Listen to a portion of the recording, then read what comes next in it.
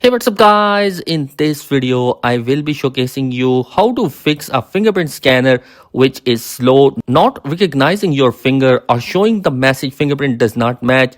Don't worry, here are some tips and tricks which you need to follow. The first thing, and it's going to be a basic thing which you need to do, is make sure your screen is clean, especially the fingerprint scanner area near the bottom of the display. Use a soft cloth to wipe the screen. Also, check your finger. If your finger is wet, oily, very dry or cold, the scanner may have trouble reading it.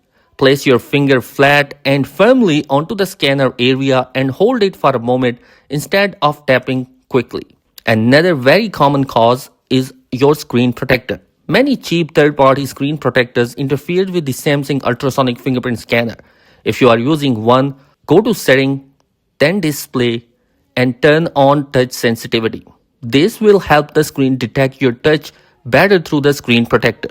If the scanner is still slow or inconsistent, you may need to remove the protector or use one that supports fingerprint sensor. Now, if it does not work, sometimes the issue is just a small software glitch. A quick force restart can fix it.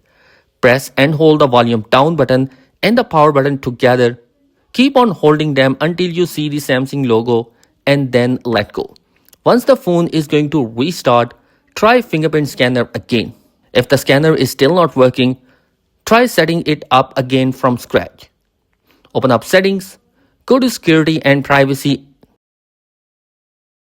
then biometrics and tap on fingerprint. Remove all the saved fingerprints and then register them again carefully. Make sure you scan your finger from different positions and angles during the setup. Also, double check that fingerprint unlock is turned on. Now, another thing which you can do is to check for any software related updates. Go to your setting, tap on software updates, and in here check for the update. Sometimes there could be a bug which is causing this issue and the software update will try to fix this issue as well. Now, if none of these fixes work, the issue might be a hardware related. In that case, it's best to contact Samsung support or visit a Samsung service center for further assistance. Thanks for watching. Be sure to subscribe. Peace.